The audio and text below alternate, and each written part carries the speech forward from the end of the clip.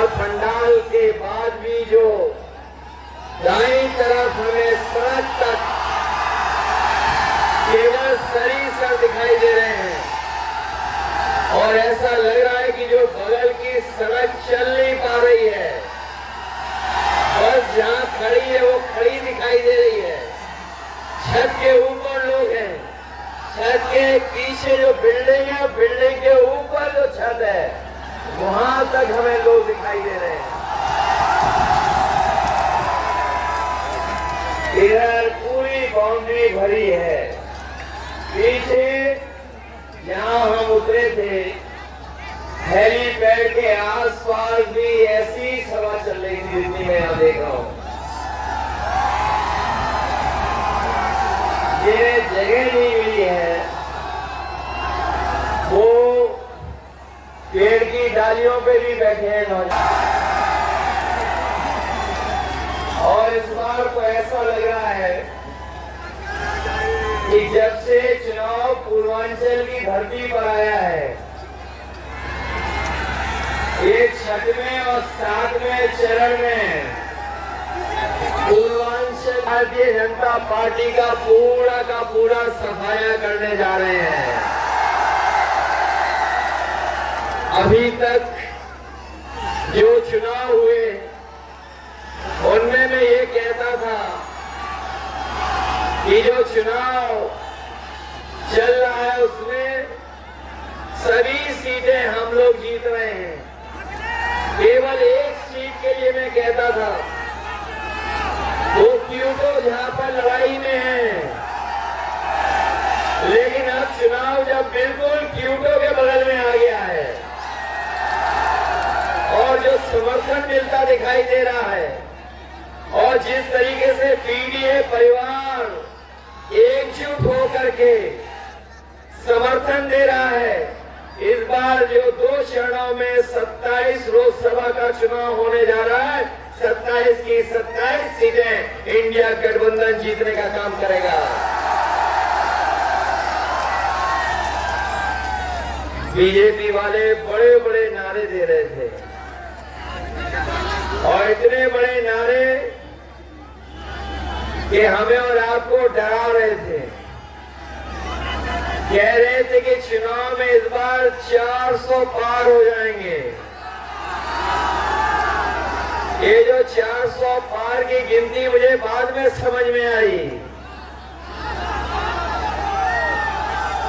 ये जो 400 पार का नारा दे रहे थे,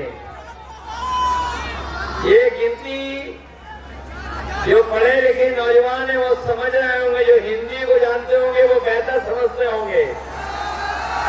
अगर बीजेपी वाले 400 पार कह रहे थे तो इसका मतलब था कि जो लोकसभा में कुल मिलाकर के सीटें 543 हैं और अगर 400 पार जीतने की बात कह रहे हैं तो बताओ 543 में 400 के बाद कितनी सीटें बनती हैं? 143। और जो गुस्सा बढ़ता चला जा रहा है जनता का, इस बार देश की 140 करोड़ की जनता भारतीय जनता पार्टी को 140 सीटों के लिए तरसा देगी। और ये जो गुस्सा बढ़ रहा है, हर चरण में गुस्सा बढ़ता चला जा रहा है। ये जब चुनाव 7वें चरण में पहुंचेगा तो जनता का गुस्सा भी 7वें आसमान पर होगा। बोलो, इनका सफाया होने जा रहा है कि नहीं होने जा रहा है? और 10 साल में इनकी हर बात झूठी और हर वादा झूठा निकला कि नहीं निकला?